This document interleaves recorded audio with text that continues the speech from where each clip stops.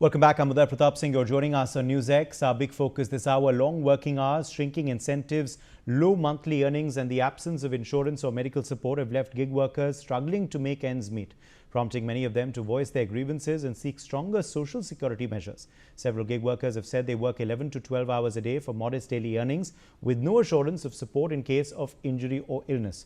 The Gig and Platform Service Workers Union announced a nationwide strike on New Year's Eve to collectively raise demands concerning the rights, welfare and dignity of gig and platform workers across India.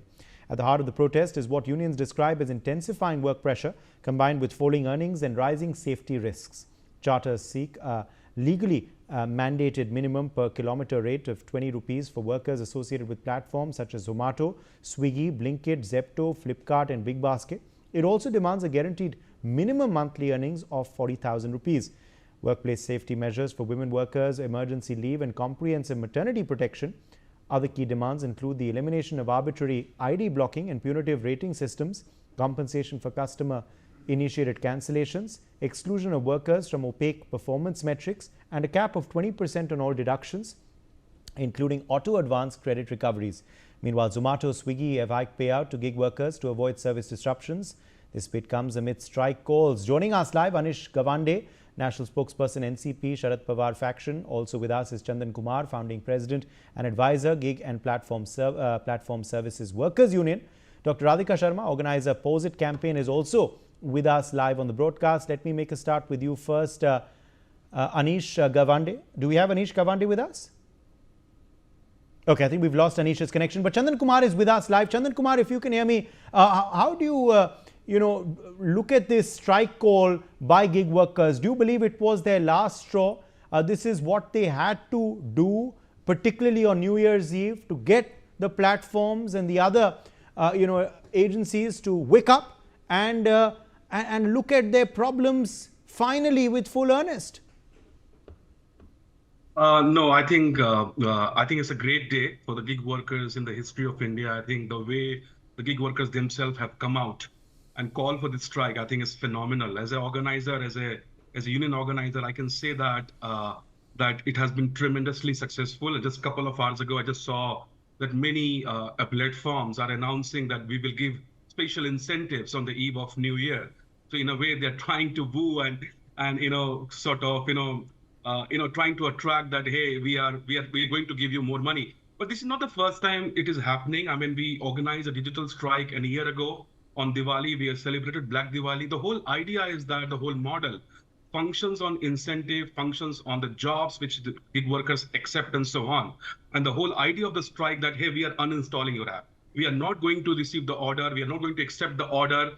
We are not available for you to become your slave of the order. So I think it's a massive courage where the gig workers are doing it. We are getting responses from across the country where our folks are organizing on the street, Delhi, Bangalore, Mumbai, Chennai, everywhere. And I think it's a tremendous response that workers are not available. Even you open your app and try to book anything like a Blinkit or Swiggy or anything, there's a delay in the delivery. So I think it has been very, very successful. And one thing, that the way government of India and any government is trying to say that, hey, we are doing something for gig workers is all false, is all lie. They're just offering some kind of social security, which gig workers is not demanding. Gig workers is demanding that my ID should not get blocked arbitrarily.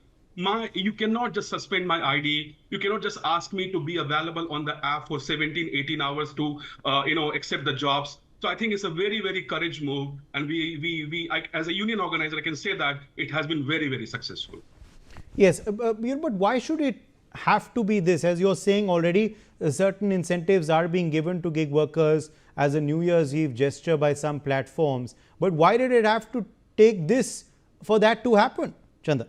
It's very simple. I mean, it's very inhuman to expect anyone, or even if anybody orders anything through these apps and you are expecting to receive your order in 10 minutes, don't you feel it's inhuman?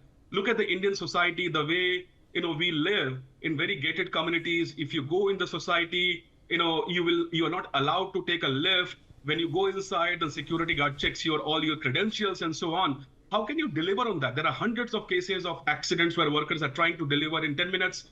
They are facing the road accidents. They are, there's a kind of chaotic situation. Workers are dying on the street.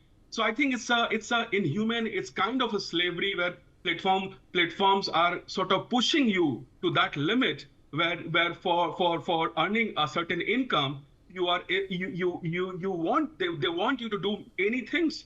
And of course, I mean, I'm not denying there's a crisis of unemployment.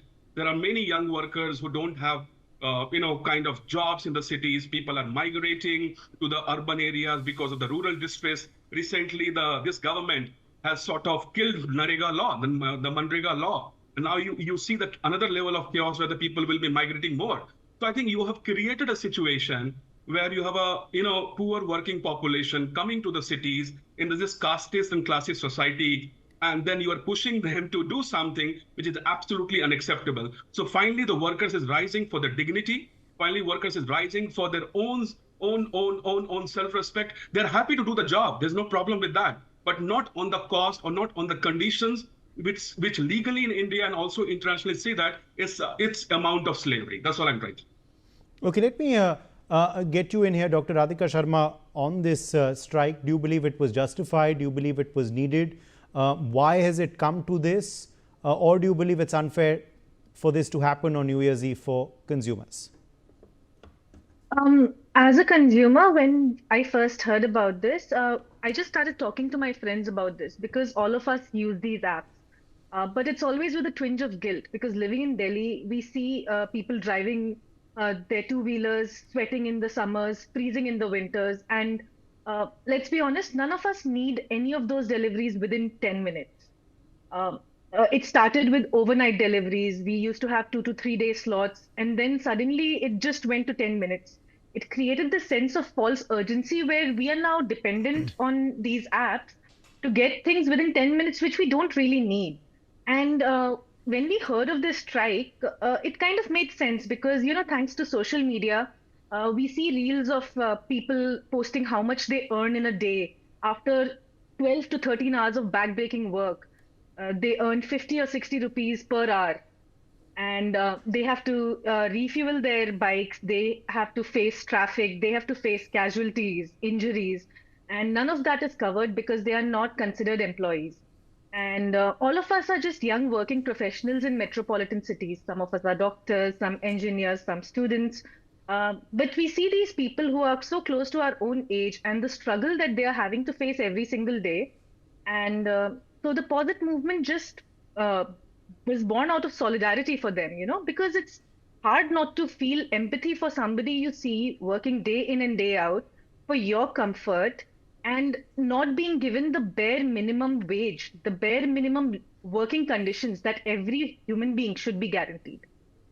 Yes, Anish Kamate, but why did it have to come to this? Why did it have to to come to a New Year's Eve strike for their demands to finally be met, taken seriously, and in some cases now accepted?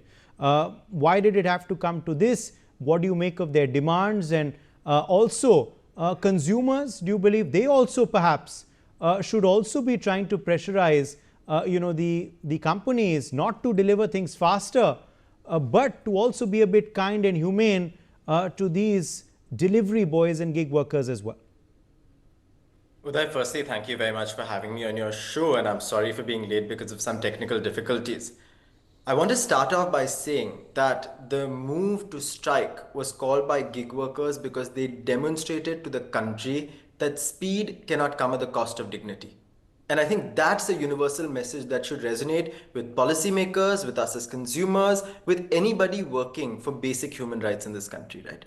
Why did it have to come to this? Because it has always had to come to this, right? Labor rights in this country have always been fought for through strikes. I come from Mumbai, a city of trade unions. I come from a city where George Fernandez could bring the city to a halt to ensure that workers could work for 8 hours and spend 5 days of the week at work. These are hard fought victories that we're sacrificing today by throwing gig workers under the bus. So the strike was absolutely necessary because it made us pause. And Dr. Sharma here has been part of an incredible movement that I was invited to join, and I was very honored to join because, quite honestly, I did not know enough about the plight of gig workers, right? I, like most other people, ordered Instamart 10 times a day because I could, right? So to entirely place the burden onto consumers is also not right, but we can all take it upon ourselves to support gig workers when they're striking today, and that's where I think consumers come in. Because at the end of the day, nobody's saying that quick delivery or delivery should be abolished. But it cannot come at the cost of workers' rights. Today, companies are not even willing to meet workers halfway. Look at this strike and the impact it's had. Companies have had to give them New Year packages. They've had to come back to the drawing board. This fight will certainly not end today. I don't foresee this being a problem we solve tomorrow, but we have to start working towards it. And I want to end with one very small example. Way back in the 1960s, Maharashtra started a social welfare scheme for folk artists. Folk artists were very similar to gig workers. They did not have a single employer. They did not have the ability to continue generating employment after they could no longer play their instruments or perform their art. And the government came up with a pension scheme, with protections, with specific legislation dealing with a class of people who were very important to the cultural fabric of this society. Why can't we do that for people who are now an integral part of the economic fabric of our society? 7 million gig workers today, 24 odd million gig workers in the next 3 years. This is a population we can no longer afford to ignore. Yes, let me in fact take that back to you as well quickly on Dr. Radhika Sharma, what more we can do for gig workers. Of course, some of their demands will be met perhaps today itself because of the pressure being exerted and because it is a busy commercial day obviously for the companies, which is why they'll have to accept some of these demands. But what more can we do? What should be the New Year resolution for these companies and for us as a country for gig workers' rights? For a more humane 2026, Dr. Radhika Sharma. Obviously, competition means that there is going to be these deals, faster services, but obviously there needs to be a line which cannot be crossed. Thank you for the question. And I think the main problem here is that the supply is always dictated by demand, right? And as consumers, we have to introspect and see what we can ethically demand of our gig workers, of companies, because our demands will naturally dictate what companies are ready to give us. So I think going forward, we can create time slots which are more humane, which are more realistic, and that as consumers, we do not penalize or rate our gig workers badly just for a delayed delivery. In cities with traffic as it is in Delhi, Bangalore, it is impossible to guarantee quick deliveries. At the cost of human lives, that should not be what we look forward to. Okay, last word to you, Anish Kabandi, before we end. 30 seconds. Better, new companies must emerge where Blinkit and Zomato have failed. I would switch to a more ethical alternative, and that's what we can demand as consumers today. Chandan Kumar. Chandan, 30 seconds. Sorry. No, I agree with Anish and Radhika. I think thanks for echoing the sentiment of the workers. I think one thing is very clear that these platform companies knows about the business model as we all know that, and there are hundreds of desperate young populations are on in the labor market to get the jobs. So I understand the supply and demand, but the main question is that how government is going to regulate these billion-dollar companies who feels that they have a complete impunity, they have complete autonomy, and nobody can touch them. So I think we really need a statutory regulations where we can say that, yes, workers cannot work for more than 8 hours, workers have to earn this limit and so on. These are the laws, as Anish said, that hundreds of years workers fought and achieved it. And now suddenly this whole AI and technology and all this system is totally, wiping it out. So I think it's a very, very scary time, but workers are rising and we will win. All right, my thanks to all of our guests for joining us. We're now going to quickly play out some ground reports. My colleagues have filed some reports from across the country speaking with gig workers on their rights. Let's quickly play these out. I'm here in Bengaluru and I'm joined by a gig worker who's also a student, and he's got vacations now, and that is the reason he's working for some extra bucks that he could earn before his college opens. So what is your name and where do you come from, and when did you come to Bengaluru, and what are you studying? Tell us about yourself. So my name is Chitu Kumar and I'm from Bihar. I came to Bengaluru nearly 19 years past with my whole family. From few months I've got to know about the Zepto work, delivery partnering. We can join and do delivery, earn extra incomes and everything I got to know. So I've joined my Zepto Hilal store. So basically now my college vacations are going on. So I'm trying to maximum earn and go to my stop it. So purposely I'm here for the earning purpose only, and due to the Happy New Year, Christmas, they're giving quite good surges and everything. But in the normal days, it's quite okay type. We work for 6 hours, 8 hours, sometimes 10 hours to fulfill our target and get some surges extra amount to compensate on petrol. For the petrol vehicles, it's petrol. For the rental bikes, it will be like battery per day rental. It will be okay. Okay. So tell us about your personal life. Like, where do you come from? What are you studying? And how old are you? How many friends you have in Bengaluru? So I'm basically from Bihar only. My father and everyone migrated from Bihar to Bengaluru for the obviously for the work purpose, everything. And from past few months, my father's work was not going quite good, so I started to support my family by doing the work and everything. Basically, my father does a tiles granite fitting work. From few months, it was no market cap, less profit. The monthly groceries and monthly home income was also not sufficient. So I decided to support my family. So Zepto has given me good opportunity to support. But at last, due to number of competition riders are too much. What are you studying, by the way? I'm studying BSc Electronics, second year. Okay. And from before joining the Zepto delivery partner, I have did Zepto picker and packer as a inside worker. Okay. 28th October I have joined, and 29th November I have finished. I have taken 1 month experience of picking and packing also. Okay. What do you know about the protest that is happening by the gig workers throughout India? the country? Yeah.